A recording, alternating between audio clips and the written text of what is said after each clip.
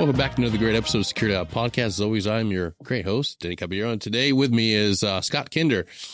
I first found out about your amazing organization when I was going through my crisis. I didn't know what I was going to do with my life, and that's what every Green Beret goes through.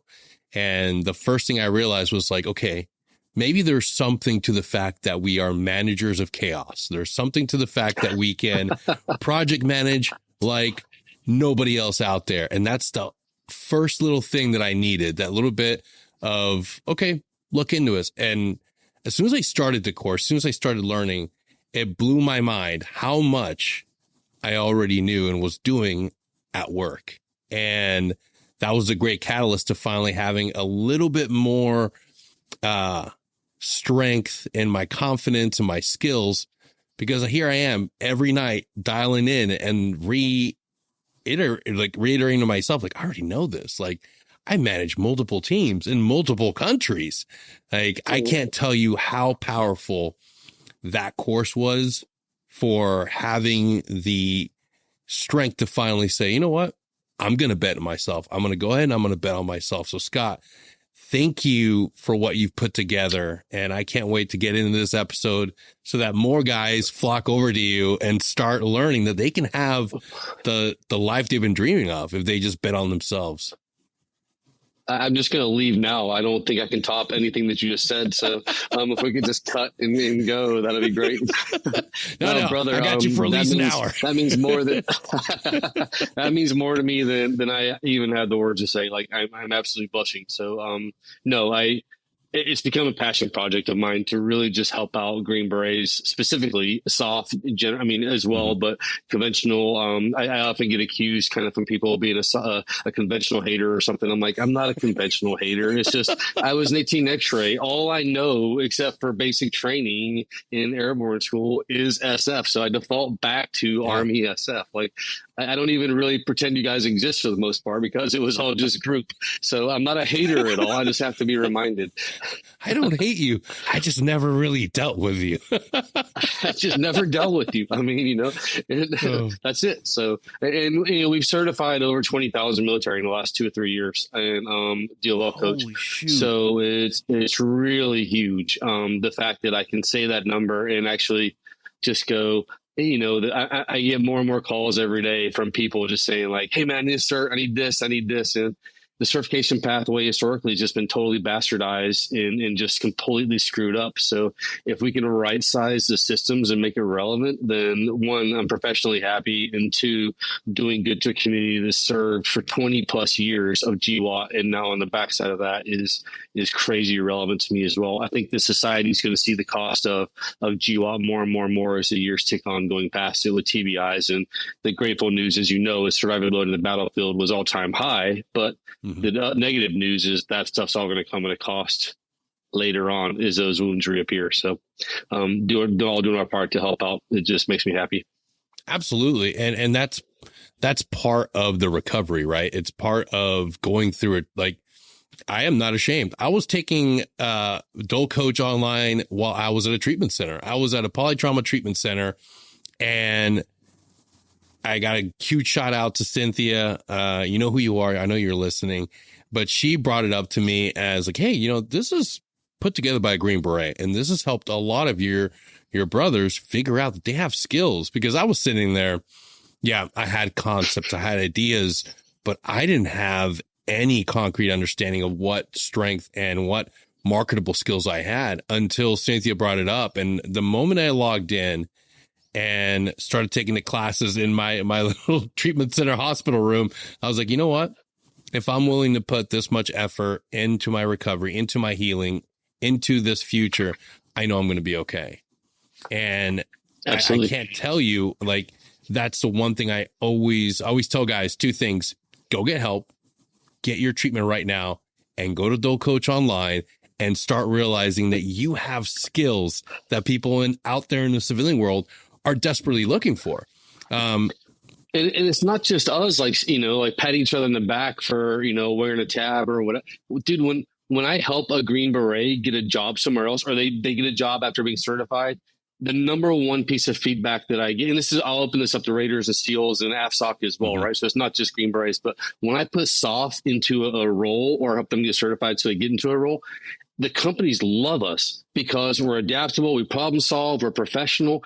All we have to do is get out of our own heads, because we bring so much incredible value, and they understand that. But we're like, oh, I'm just a E7, I'm just an E9, I'm just an O4, I'm just this. Like, I was never tier 1, I was never this, I was never that. Like, you bring value to organizations, incredible value, and we, despite the pride that we all possess for what we did in the military, we look at somebody and we go, oh my gosh, that guy went to an Ivy League school or something else. They're better than us. And they're not. They're not in it. They might be more educated than us, but they're not more creative. They're not better problem solvers. They're not more adaptable than we are.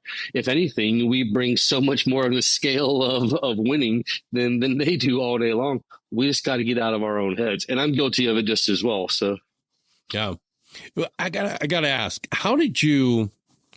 I need to know the backstory, and I want to know exactly, how did you go from Green Beret to financial coach to helping hundreds of Green and other other conventional guys to finding their own path in the civilian world? How did that start? So backing it up even before the Green Beret, right? I mean, I went to college. I worked on Wall Street. I co-founded an internet company. I lived in the Caribbean for a couple of years before I joined the military. We sold the company into Australia. I met my wife in Australia, and that's when I found the X-ray program. So my older brother is a West Pointer. He was a West Point class of '89. I was supposed to go West Point as well, but I was a super punk teenager, man. I got nominated and accepted, and I was a super punk. So anyway, I didn't go to West Point, which is good for me. But I found this X-ray program, and I said, "Dude, what do you know about Army Special Forces?" And he goes, "Best soldiers in the world, worst soldiers in the world." And I said, "All right, dude, you gotta define that." And he goes, "If you want people who in 6 weeks can overthrow a country, best soldiers in the world. If you want people that can march straight and put on the same uniform and shave, worst soldiers in the world." And that was exactly what I found out. So I joined. I went to airborne school, stopped C, then hit selection and got through the Q course. I was an early phase of X-rays. Went to a specialty team in 5th group, all because I had these computer certifications and all this other stuff. So here I am, super nerd already, did the whole ASO thing in 5th group and all that stuff. Loved it. Was a GS-13 for another 5 years after I left 5th group. And then was coming back from Afghanistan as a GS-13. And my wife and I sat down, and I had told her 4 years and we go back to Australia, and it had been 13. And we had, she goes, "Are we ever going back to Australia?" And I'm like, crap, you got me. So the ride's over, I guess, and we went back to Australia, found the team at the Institute. I had gotten my PMP as a GS and more. And as soon as I saw the Institute of Project Management's, their ability, their knowledge, how they were, attacking project management and more, I fell in love with it. So I started off with them as a consultant, as a senior consultant, solely with one client, because they wanted somebody with governmental background and more. The city of Sydney was a client. 2 weeks later, I was their special programs manager. 6 months into my trip there, I was their chief commercial officer. And I left after a number of years as their global chief operating officer. And I left solely. I had gone broke in Australia. So I'm a financial coach because I went dead broke after some bad decisions and some other stuff. Embarrassingly bad broke, right? So being completely unemployed, having to deliver newspapers up, in the wealthy areas, while my kids' friends' parents drove by and looked and saw me pulling a cart with newspapers on it and all that stuff, right? So talk about, this is post being a Green Beret and super GS-13 guy. So talk about a humbling experience. But when I left the Institute, I just wanted to do something of this. So I thought the DOL Coach, freedom from oppression, right, to free the oppressed. I thought that the debt would be the biggest thing. I love Dave Ramsey and Dave Ramsey's financial coaching, and having been in debt and clawed our way out of it, I was a huge advocate. I thought that I would be 90% financial coach and 10% project management teacher. And the exact opposite happened. It was the project management world exploded. And through my platinum partnership, the DOL Coach has with the Institute, I basically have exclusivity in the Northern Hemisphere for running all training. So it's turned out to be very beneficial for how we approach it. I mean, I left there as a third in charge of the whole thing, so they trust me. But so that's what, and Paul Muller, the managing director, and I have a great relationship. We're planning some super big news in the next month or two in the U.S. With the Institute and Paul and myself. So I'll have to come back and tell you guys about that.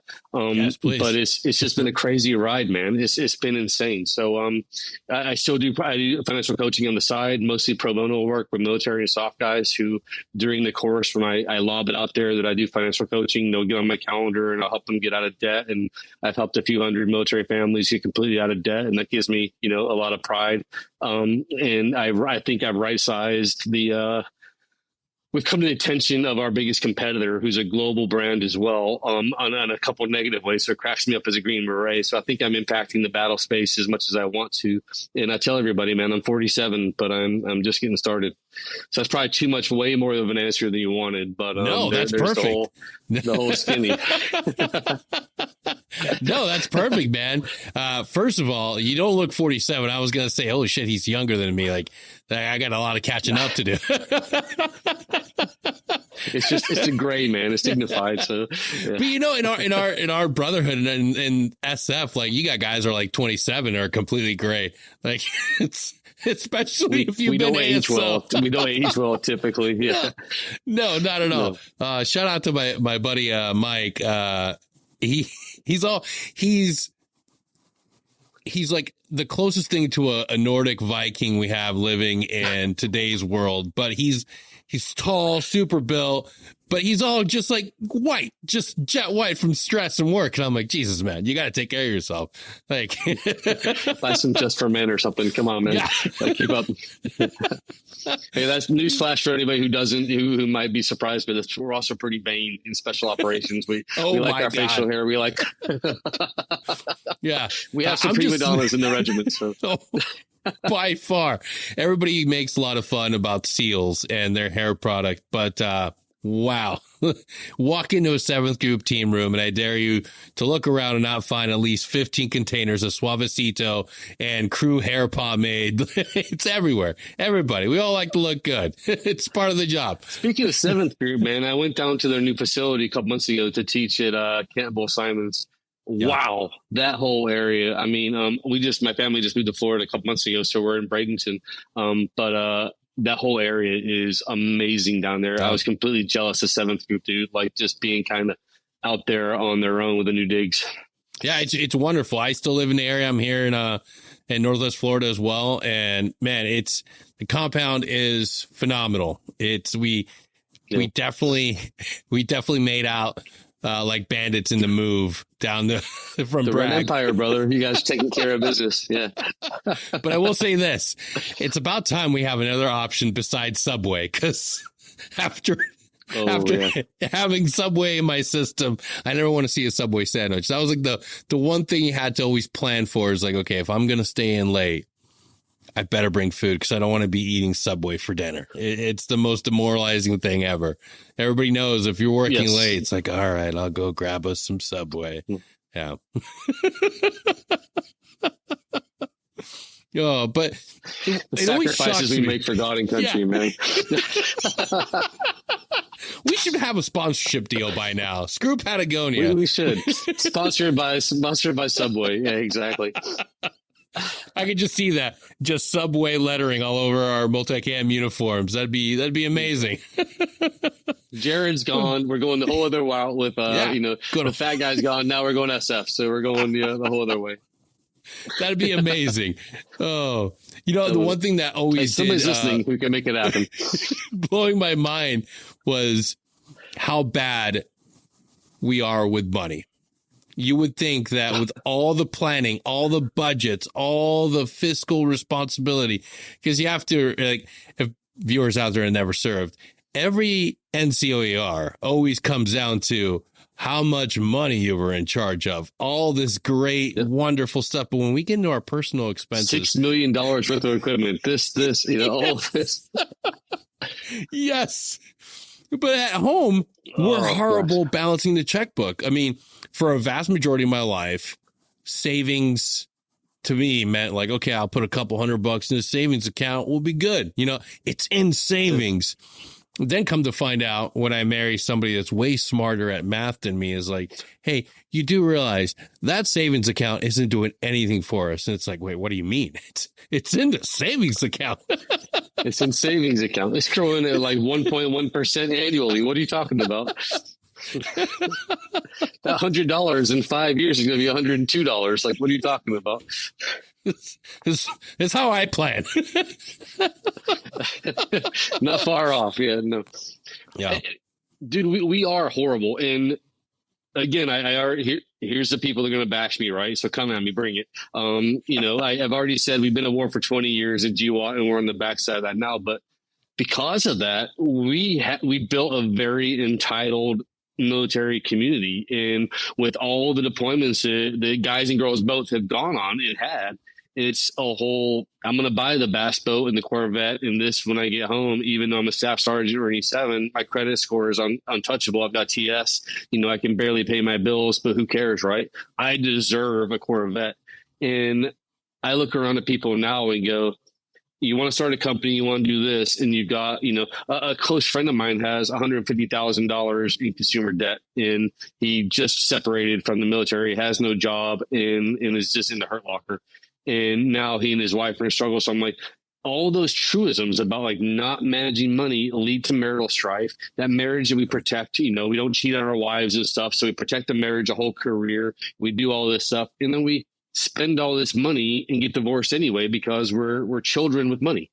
And that's what it is. It's just immediate it's the satisfaction society that we built for special operators, for Green Berets. And then guys come to me, the last piece I'll go, and then hey, you can email me at scott@dolcoach.com if you want to tell me off.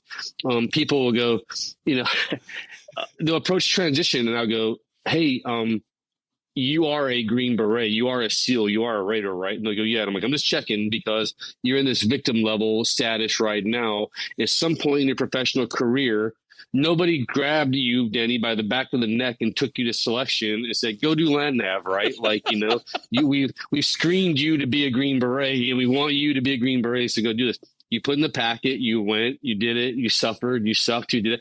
And then you did 2 years of the Q course to get through 18 months of the Q course to get through all of that and earn the Green Beret and go to a team, and then you serve. So if you take that same mindset to transition and preparing yourself as you did to prepare yourself for selection or buds or whatever, you're going to be fine.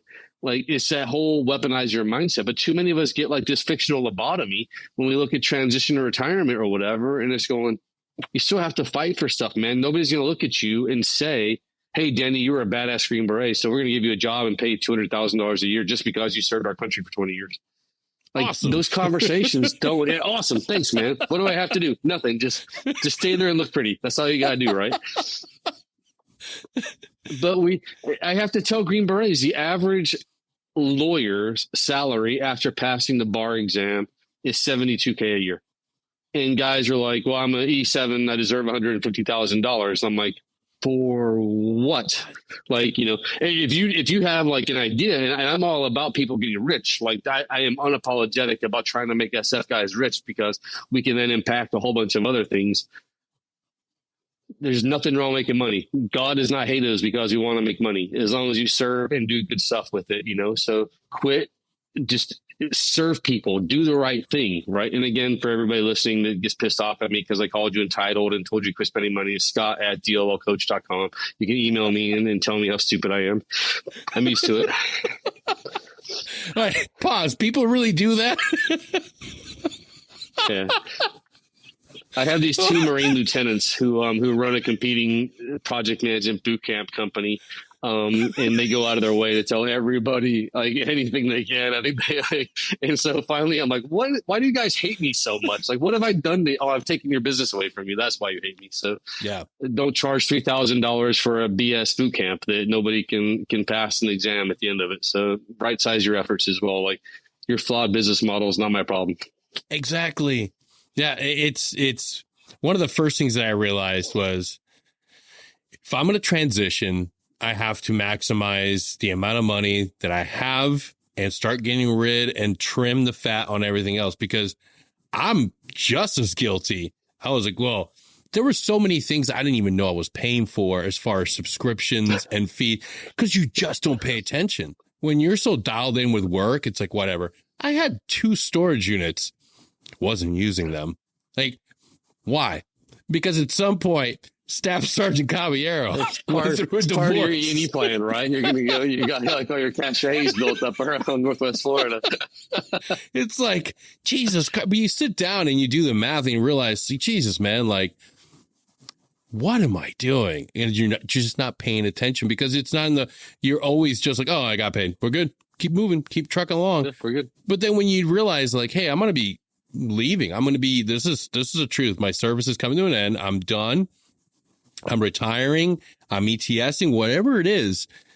Start putting as much effort that you put into your pre-mission planning. Like, you already do it. So just start doing. That's exactly what I did. The same mechanisms I had for projecting like my deployments to South America, I started doing it for my ETS day. I just started doing it for my retirement day. And it's like, okay, like, all right, this is no bullshit. When I'll be done retiring out of the military, let's start back planning to what I can do. Oh, I can pay off my car. Boom. I don't need a motorcycle anymore. I can't ride it because I can't balance anymore. So let's get rid of that.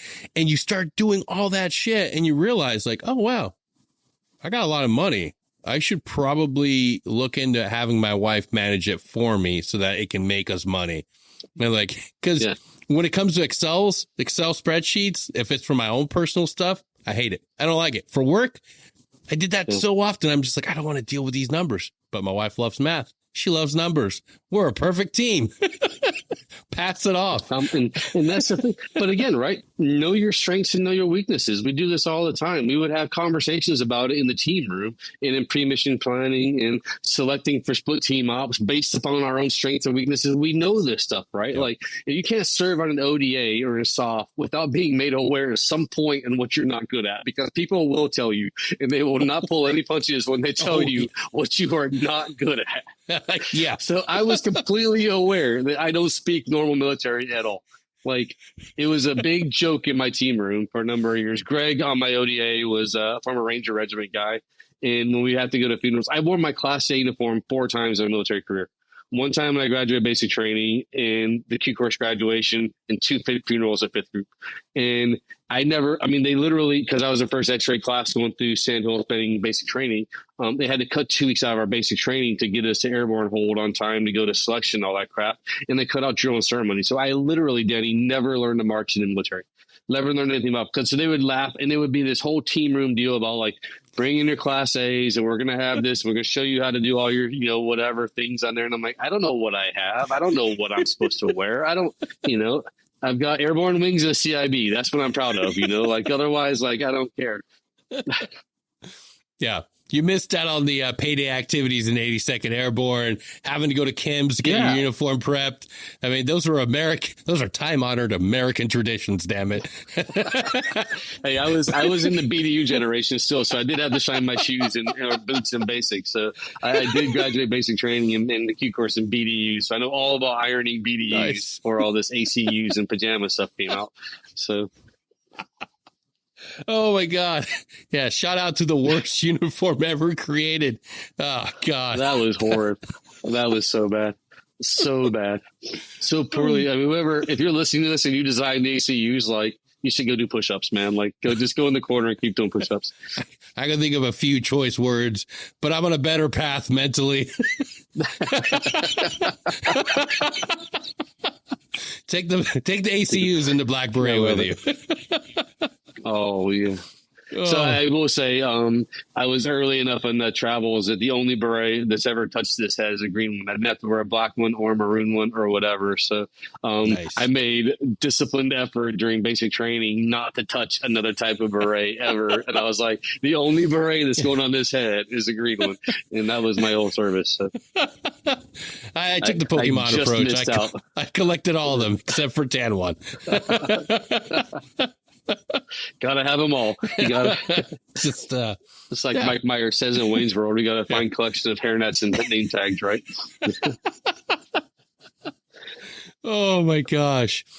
Like, and the other thing that I find so hilarious with our guys, our community, is the ability to find the money for whatever you want when it's something you want. Like when you start talking about like, hey, retirement, nest egg. Oh God, $100, $200 a month. No, I don't know about that. It's like, hey man, the new iPhone's out. It's $2,000. Boom. Yeah. The whole team is going, let's go see this warlock. Let's go take a look at it. It's like, we're still so hung up on that. I've got to trade my car in or my bass boat for a new bass boat. You know, I've got to get this. I mean, fifth group was all about dually trucks and bass boats. I'm like, dude, you have a farm? Why do you have a dually truck? You know, like gas is expensive and you've got this big beast, you know, like, okay, cool. Harleys. Man, and I'm kind of jealous. I've never owned a Harley. I wish I had a Harley. Yeah. I'm jealous, right? Like this is Scott being jealous, but my wife would never let me get one because she's like, no, we did budget, you know, before we went broke. But like, again, you're right. If we want something, we'll find the money for it. And if we don't want it or we don't see the long-term projections, I have SF06s, full colonels coming to me prior to retiring and say, do anybody hiring? I just realized that my first retirement check is going to be like 2 weeks delayed after this. And I've got to get a job because I'll be broke. And I'm like, you're a colonel and you're living paycheck to paycheck. Oh man. Like, hey sir, come on over here. Let's just sit down and like talk this through for a minute. And by the way, this isn't the army of like the aughts in the, you know, early whatever teens. SOCOM is now mandating 2 years of readiness across SOCOM units for you to prep for transition to retirement. And the programs are fantastic. I'm lucky enough to go up to fifth group for the pivot program every time they brief. And they've got a room full of people getting God's honest, great information about prepping for retirement and how to set up, what the USO does and what the DOL Coach does and what 100 other organizations do. Seventh group's doing it. The third group, everybody's mandated by SOCOM to do it. So there's no excuse not to be ready. And I have to give credit. There's a friend of mine on LinkedIn who'll know who he is if he hears this, but he's a Coast Guard transition guy. And he actually gave me this formula. He said, look, he tells Coast Guard people all the time, and now they're smarter than we are for sure because they're in the Coast Guard, not dragging their knuckles across the mud. But he said, for every $10,000 in salary you want to earn on the outside of your military career, devote about 1 month of your life to prepping to earn that 10K. So if you want a six-figure salary, you want $100,000 a year, that's right at a year of work to get that right. And it's not a hard, fast problem, but I'm like, you got 18 months to retire, like do this, check the boxes and start doing those things. Because if you have 20 years of experience and you can translate that into what's good for a corporation and that big V, the value that you bring to them, they'll pay you whatever you're worth, and you're worth quite a bit because you've got experience. But we tell ourselves that we don't, right? Because despite all as much as we do believe in ourselves, our ability to carry heavy things and walk long distances and shoot straight and speed, surprise, balance of action and more, we don't believe in ourselves as far as comparing to that kid that just graduated Dartmouth or Harvard or whatever. We think that they're infinitely better than we are because of something. And I'm going, no, we've got so much experience and relevance and value that we bring from those lenses. All you got to learn is just how to tweak it and adjust your paradigm a little bit and talk to it in companies so that they understand it. And if we can help expedite that, then that's my place on earth right now from God, is to help people understand what they can do. Yeah, absolutely. I think a big issue of it is we tend to look down on anybody in the outside world and civilian sector. And I think it's sort of that way of adapting to like, hey, we're better. We're doing Lord's work over here. This is the great stuff. It's like, well, no, it's different. Like, you don't have to, not value what somebody else is doing on the outside because they don't have the experience of doing what we do. And once you gain an understanding and appreciation for the guy that's busting his ass in the corporate world, doing everything he can to fucking climb that ladder of success so he can provide for his family, then you understand, like, it's a different type of hustle. It might not be the same, but you got to respect it. And understanding and finally they're being not 180. Yeah. They're kind of parallel paths, right? That person is also a workhorse. They're also exceptionally good at what they do. They're also passionate about what they do. All those things that we take pride in, that we don't think exist anywhere else in the world.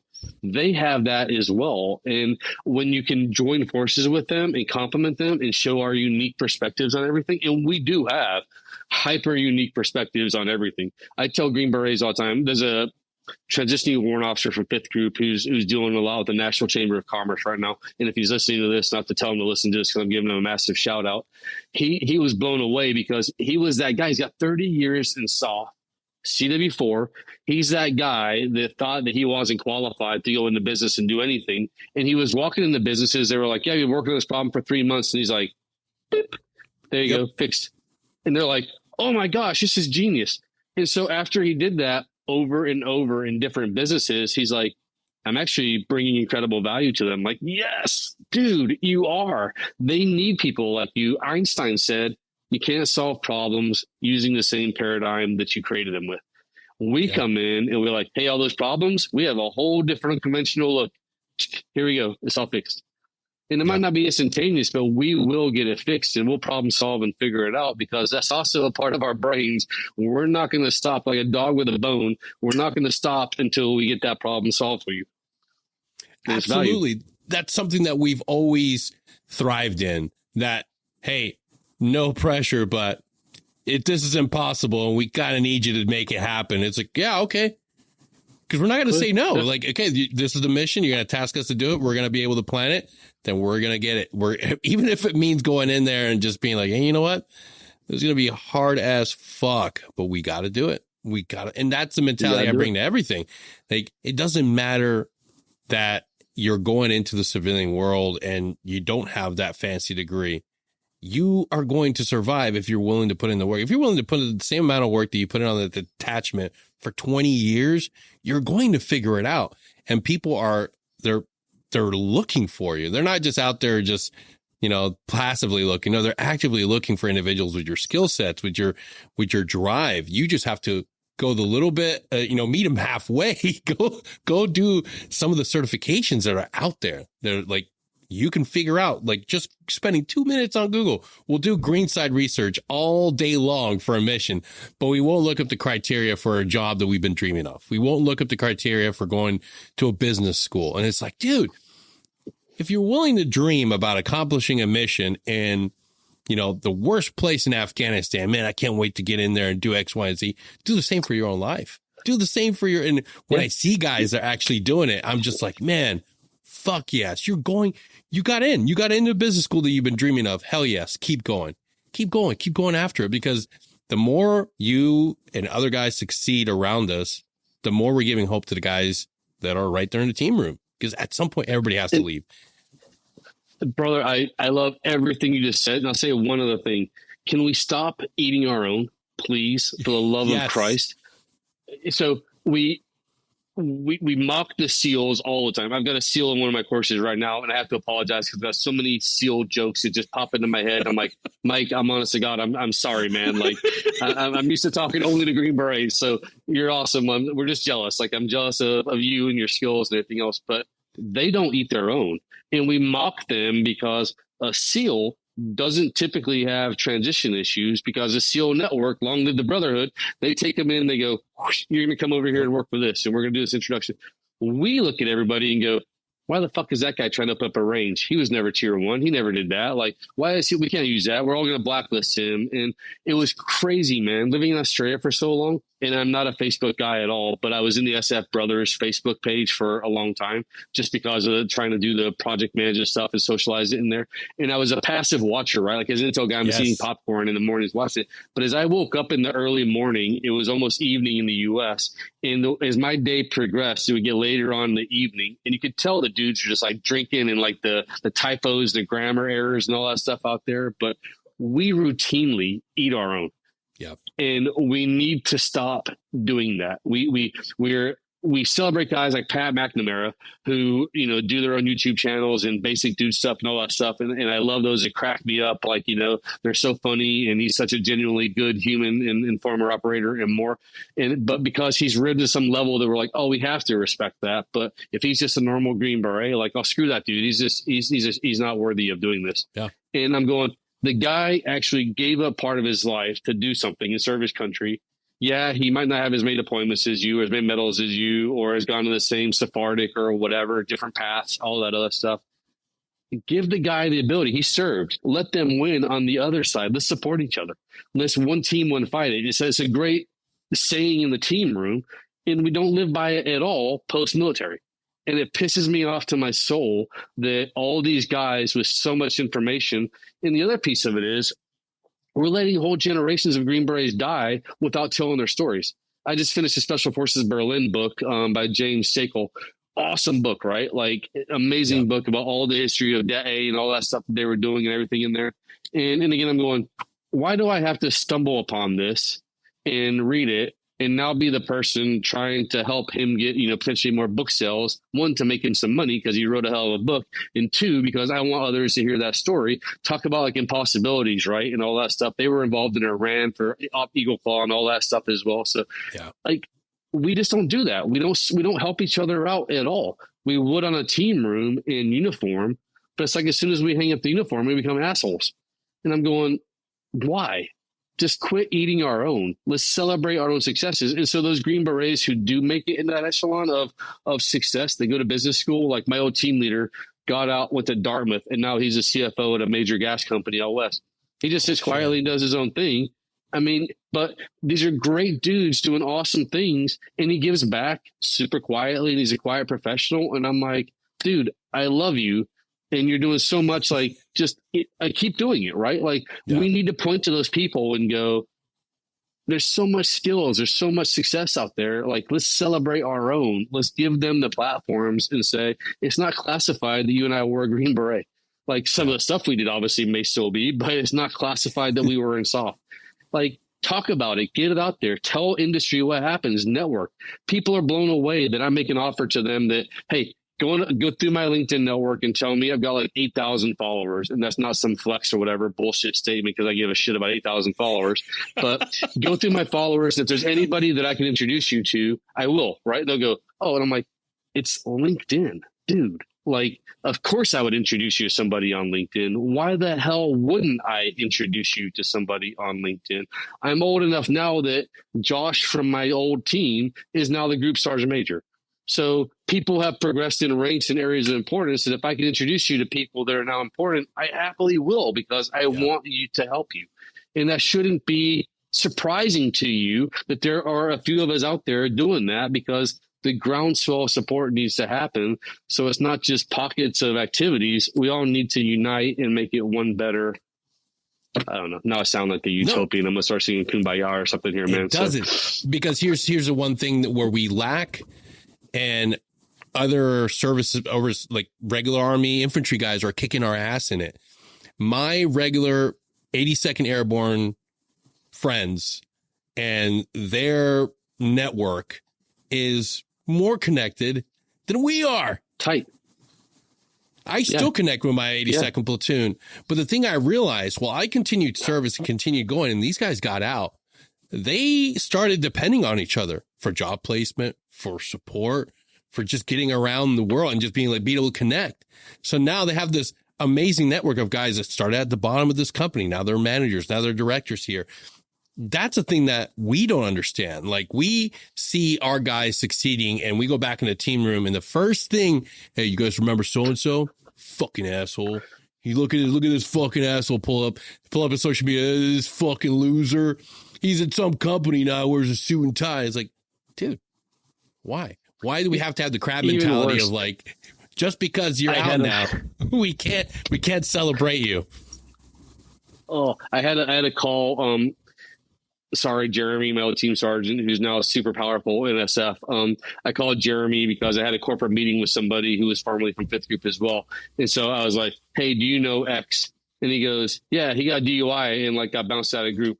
Very first thing he said was, and I'm like, now every interaction I have with this dude is going to be because you focus. But that's what we do. We eat our own, right? And he ended up telling me a lot of good stuff on the backside of it.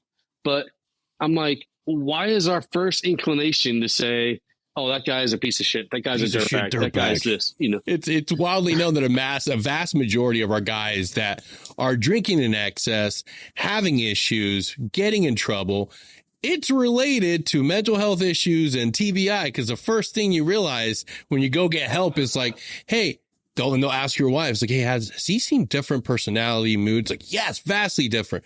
When's the last time he had a concussion? Oh, he said he was out for a couple minutes this last training incident. And it's like, oh, did you guys know that this is a sign of mental injury, of like TBI, traumatic brain injury? Nope, no clue. But here we are. We never talk it back. We never bring it back to being like, what was our issue with the soldier before? What was he like just a few months ago? What were the signs? It's like, hey, we all have to own up and be responsible for our own mistakes. But at the end of the day, if we condone drinking, if we condone an environment of just don't pay attention to that, don't talk about it, just, medicate with alcohol, what do you expect? And then when they do get separated, when they do leave the military, instead of being able to say, hey, you know what, it sucks, we lost a good man, we are now lower, our team isn't functioning as good as it would have been if he would have been able to curb this incident. But I tell you what, from the years X, Y, and Z, through all these deployments, he was one of our best operators. No, the first thing that comes out is a piece of shit. He pissed out in a drug test. He can't even do PT anymore. Well, yeah, because the dude got shot in the friggin' leg. Like, seriously. We talk about that in the soft PM course that I run personally now. We talk about the Hersey and Blanchard situational leadership model, and there's, whether a teammate's willing and able or unwilling and unable in some piece of that, right? And so I'll tell all the soft guys and girls in this call all the time, I'll say, I'm going to hit you in the feels for a moment and say, if somebody is able and unwilling, they have the skills. They are they're the senior E7 on the ODA. It's late for PT all the time because they're always hungover and they're self-medicating. And instead of doing anything about that to confront it and to actually help them identify it early and get in front of it, we let it coast for a long time. And I pissed off a lot of people at fifth group because I said, we're our own worst enemies at fifth group as well, because what happens if somebody's a shitbag in fifth group? Their stuff's in the hallway. And then what happens if they go to the B team and now they're effing over 6 ODAs, and then their stuff gets pushed to the battalion and they're effing over 18 ODAs, and then they get fired from the battalion and they go to group. The whole time their med records are locked tight. Their VA claims are 100%. They've got all this disability and whatever. They've got a great position. And I'm not saying that everybody that served in the group staff is a dirtbag, but they've got this great resume, like I was a group air officer or whatever, and they get a $150,000 job on the backside, all because we just quietly put their stuff in the hallway and we wouldn't do the things. And then you talk about revocation of tabs and all that stuff for DUIs and whatever. And sometimes I'm very harsh, but other times I'm very needed, right? Sometimes we really need to trim the fat on some of the stuff that gets out there. And that's the business part of my soul as well, right? So long story short, if you've survived in those atmospheres, and there is nothing more pressure cooking than the ODA's team room, right? You are surviving in the crucible, right? And if you survive into that and you come out of it, I don't care if you were in third group, 10th group, whatever. There's always a fifth, 10th, hatred or whatever. And I was mocked that, but I don't care what group you're in. You're an SF brother. I'm going to do whatever I can to bend over backwards. But I also tell people, if I bend over backwards for you, don't take that as an invitation to shove me on my ass, because I'm not going to appreciate it, right? I might look like a former action guy now with the beard, the glasses, and whatever, but at the end of the day, I'm still a Green Beret, I'm going to get pissed off. So, don't push me over when I'm bending over backwards. So what you're saying is, don't put you through the heartache of developing a great financial plan and then not follow through with it and stack 20K of debt on top of that. Well, I turn clients off all the time, and I tell wannabe. I think that there are a lot of SF dudes who are really crap consultants post-military career, and there are just as many that could be rock star consultants if they just open up their aperture a little bit more. I love consulting. I love coaching, right? My company name is DOL Coach. I love coaching people. I'm a global licensed soccer coach as well. My son's a crazy good soccer player. Love it.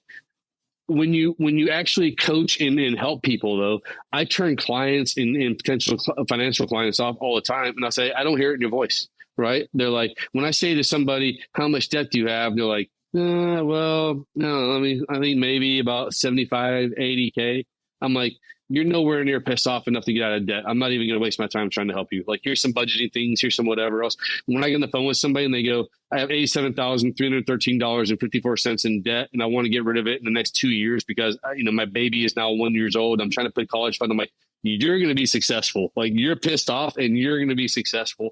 And those are the guys and girls who treat it like it's a weaponized, I'm going to get after it, right? I'm going to eat nothing but Subways. And now we're hating on Subway all episode, and I'm apologizing. I'm going to eat nothing but Subways, and I'm going to win this battle. But when the people come at me all lackadaisical, and they're like, yeah, well, I guess my wife said we should get out of debt. And I'm like, I'm not hearing it, brother. Like, go forth and budget, have some fun, come if you need me, but get sincere, because until you get pissed off and you want to succeed, you don't go half-assed to selection, and you didn't get picked up to be a Green Beret because you went to selection and went, maybe I'd like to be Green Beret. I don't know. Maybe I'll try it out and see. Like, you didn't go through Hell Week and all that stuff to become a SEAL. You don't go through Team Week and carry the dummies and the Sandman and do the Nasty Nick and do all that stuff just because you had an inkling that maybe you'd like to be a Green Beret in some part of your soul. No, I've never met a Green. Well, I take that back because I did. I met only one. Thankfully, I hope to God Nacho is no longer on a team. I'll use the nickname because I don't want to embarrass him. But I've only met one person that I've ever come across that earned a Green Beret and had no clue and had that exact mentality. Well, I don't know. I thought I'd make, I don't know, maybe, I don't even know what it was. Really, I was like, get away from me. Get away from me. Get away. Get away from me right now, Nacho. You son of a bitch. But he's lying. Like, unless he's PT super stud and just sharp as a. I mean, he's lying. It was one of those. I have met a couple of people that were just those photographic memories, rock star, athletics, and they truly were the Pat McNamara's, right? They were the warrior scholars and get out there and get after it. Now it seems like I'm Pat's like president of his fan club or something, right? Like, anyway, good Lord. So here we go. Like, here comes the hate mail, right? Here comes the hate mail. Well, actually, that's fun fact. We're actually sponsored by Pat McNamara now. So Basic Dude Stuff brings you Security All Podcast. What do dudes know how to do? Podcast. What do dudes not do? Drink. What a Basic Dude Stuff. Oh my God. Sorry, Pat. If you ever listen, yes, I was making fun of Basic Dude Stuff, but I love it. I will watch your LinkedIn videos and I love it. It's fantastic. They're amazing. Stuff. And that's more guys more of that. Need to know. Yeah. But again, those guys, once you leave that unit, which I was never a part of for the record, but once you leave that unit, if you ever say the name, they blacklist you, right? They come out and they're eating their own as well. So I get it, classifications and stuff, but one team, one fight, and I just wish there's so much going on, and the cost, like you said, man, is just going to get worse with TBIs and more.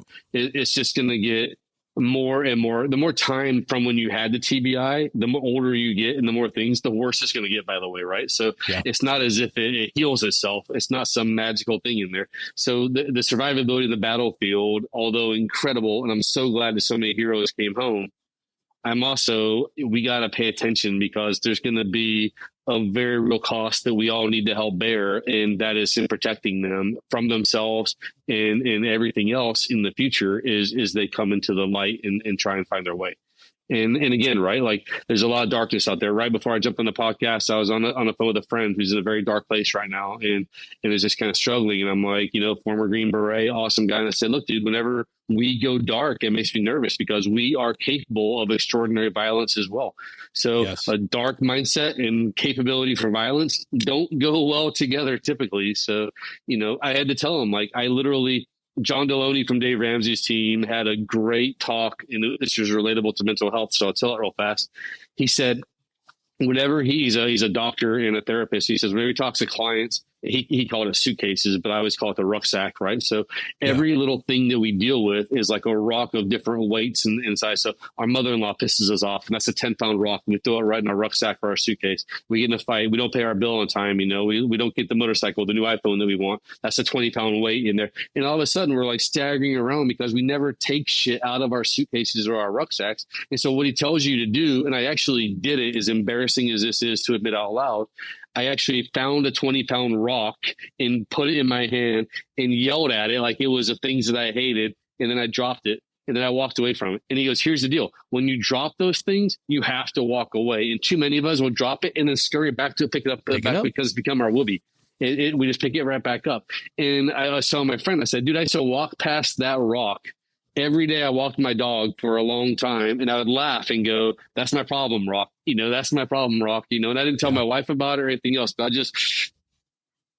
Right, there's nothing embarrassing because I'm so happy on the backside. It's an exercise. And one of the things that I constantly always talk about and practice every single day is mindfulness. It's all hokey. It's all fun and games until you need it. Until you find something that actually resonates with you and you can practice. Yep. So I'll tell you what, medication is not always fun. It's not something you can always talk about openly. Yeah, I'm okay. I'm okay taking my medication, but some people aren't. Some people aren't willing to take that. But I haven't found anybody yet that is willing to tell me no to just sitting down and breathing with me for a few seconds. Hey, man, let's breathe. Hey, man. What do you mean? What do you mean? Change, hey, man. Change your diet. Yeah. Dude, it's things we already do. Right? Like things that we know how to be. And so I pissed off hundreds of Green Berets in training because I'll tell in coaching because I'll go, dude, get on a diet. You're embarrassing me and you're embarrassing yourself and you're embarrassing the regiment because you're a fat fuck and you're the one advertising that you're a Green Beret all the time. And I don't care. The older that we get, right? I'm not saying you have to maintain a 300 on the PT score or whatever, right? But at the end of the day, if you're going to be that guy like, I'm Johnny Badass Green Beret, they at least kind of look like it. And for the record, I know that most of those pounds are coming from alcohol consumption. Yes. So quit drinking. When I say change your diet, like quit drinking. It's called a beer gut for a reason. And you have a massive one. Like, I don't know how much beer you're drinking every night, but here's a skinny, right? Like we protect our marriages the whole time we're deployed. And we go through all this, like, levels of hell on deployment, being shot at and blown up and fighting all this stuff. And our wives carry the weight while we're overseas and all that stuff. And somehow that marriage lasts over our whole careers. And then we get out. And because we're not disciplined when we get out, we start boozing it up and we get fat. We start having less sex. And so now we're like fat and we're not having sex and we're grumpy. And then we're fighting more with our wife and our kids. And all of a sudden that marriage of 20 years is gone because you can't stop drinking. Like, seriously, dude. Get a hold of yourself and realize that train is coming at you 100 miles an hour and seek the help, have the conversation. So if you want to tell me that you're going to risk all of that because you're not going to be mindful or you think journaling is stupid or whatever and all that stuff, like try it. Just try it before you go out and self-medicate because you're drinking a liter of vodka a night, man. Like you got nothing to I'm lose. not supposed to be able to smell vodka on you and I can smell vodka on you. Like that's how much vodka you drink. Yeah. So you got nothing to lose. Try something else because this is a one-way train ticket for stupid. Yeah, it's the easiest thing to cut out of your life. And I get it. I was on the other side of it. I was a young guy on a team where it's like when I heard of a teammate that didn't drink, it's like, fucking loser. What are you talking about? We're going to go to Red Door on Friday. We're going to freaking drink our face off. But you realize when you get older, when things hurt, when you're waking up and in pain, sick, dude, being drunk is not fun. Sleeping. Yeah. Yeah, exactly. It's horrible to sit in that space and be like, wow, man, like here I am constantly getting trashed, thinking this is the way to have fun. Like, do I want to really do this? Why am I drinking? And then you realize it boils down to like, oh, it's social anxiety. I don't like being around these people. I don't like being out with crowds. I don't like being in any of these situations. But yet I'm telling myself it's okay as long as I just slam alcohol all night long, get to the point where I can't freaking remember where I'm at. Maybe I just don't do it anymore. Everybody laughs at me, man, because, SF dude, GS, whatever. So they're like, you must really, and I'm like, I hate people, man. Like I'm an introvert. I like the guys and girls that I like and my close friends. But if I could spend my whole entire life, my dog snoring behind me with just my dog, my wife, my kids, and some very close friends, I would be happier than a pig in poop, like all the time. But I can't run a company by being a total closeted introvert, right? And I can't do the things that I want to do. So I have to get over myself to do the things that I want to do to help the community, help the regiment. And if you want to quit playing lip service to wanting to do something, not you, Denny, but you listening to this, get off your ass and start doing something, right? Like, go tell me that, I can't do that because of this, or I can't do that because, yes, you can. You can do this exactly right. You can help somebody. You can point them. You can make a LinkedIn connection to them to help that job thing. The CNSF brother has a green banner, like the circle for open to work on their LinkedIn profile. Reach out and help them. This 22 a day thing is crazy. We're losing veterans left, right, and center to suicide. And that's one of the reasons I ended up getting off of Facebook. One, I hate Zuckerberg and Facebook, so I despise it. But two, like, it's too many suicide and death all the time, man. It's like every time I logged in there, like, I was in the Q course with him, or I was in fifth group with him, or I was there with him, or oh my gosh, it's crazy. And so we all, if nothing else, not talking about being capitalistic and making money, not talking about project management, although I think you should do both, make money for yourself and get your project management cert, just to be clear. Also, help people not kill themselves. Why are these novel ideas like Jason Van Camp and Deliberate Discomfort and those guys are doing this whole like phone tree thing, and it's God's work, and they're doing great stuff. That's when we started our own peer-to-peer support group. The one thing I realized was like, wait a second, I have a passion for doing. I have a passion for connecting with people and sharing what works for me. Like, there's a pathway to do this. I got my Florida peer-to-peer certification and boom, like, hey, we already do a podcast together every Thursday night. We all rotate in, we dial in, and we're open to anybody to dial in and come in and sit down with us. And boom, we had it. Awesome. Because we're literally bringing out what we already do for ourselves and opening up to anybody that wants to dial in. Every Thursday night from 7 p.m. to 8 p.m. Central Standard Time, you can dial in to our Zoom peer-to-peer support group meeting. And that's something that is beautiful because we've had 15 people, we've had 2 people, or we had 1 person, and it's always panned out to the person that needs us the most or needs somebody to be there that's positive and surrounded by good people and not some like friggin' group of negativity, because we do that. We search out our own little echo chamber of negativity, our own polarized political views, or our own people that have the same skewed ideas. But when we surround ourselves with positive people and people that are on the other side of recovery and on the right road, you start seeing like, oh shit, I've been here talking with these guys for 30 minutes and none of them are angry. None of them are upset. And they're sharing trials and tribulations. Like, yeah, dude, I had a panic attack on the way to work, but guess what? I pulled over. I did my breathing. I stopped and I got it under control. I got into work. I had my extra medication right there and I took it, and man, it was a success. And it's like, wow, holy shit. If we just started building those little networks of support and utilizing them, because that's the thing, being willing and actively working towards bettering yourself, because there's no magic wand. Like, and even us, even what we offer, it's just a connective tissue to get you ready and accepting to ask for treatment with a therapist or go to a treatment center. And then that's the easiest conversation we have. It's like, gotcha. Yeah. Just click on the next page on our webpage and go to this site and you can do virtual therapy right there on the spot. Like, and that's the thing that we all need. I'm all in. Let me know. I mean, I love it. You're doing God's work, man. I'm so appreciative for the opportunity to talk and to wax on today, but I'm blown away by what you guys are doing in that approach. And I mean, think of the lives that you're helping, not just the 1 or 2 people that show up that might not kill themselves in the next day or couple of weeks, but their wives, their husbands, their kids, because suicide is that ripple effect, right? You drop that pebble in the pond and it just ripples across, and it's horrific. It is so bad. And I'm so impressed with what you guys are doing. It's crazy. So thank you. Yeah. Thank you, brother. I can't tell you enough how much we appreciate your hard work for coming on.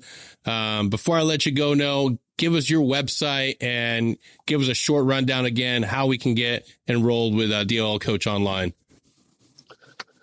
So Scott at dolcoach.com, or dolcoach.com. So my email is obviously Scott at, just shoot me an email. Tell me I have no idea about PM certs. I'll blast you back links and whatever. Get on the phone call with you. My calendar link is in my email. You can schedule meetings right from the website and do all of that. Whatever we need to support. We have courses running every month. We have contracts with SOCOM and Special Warfare Center and a bunch of other stuff now. So we're getting a bigger and better reach out there and more. Just keep driving forward. Big news coming up on the project management side of the house for the next month. So I'll drop that teaser again. But and then, hopefully I'll dodge Pat McNamara's wrath from dropping his name a couple times in the podcast from the Basic Dude stuff.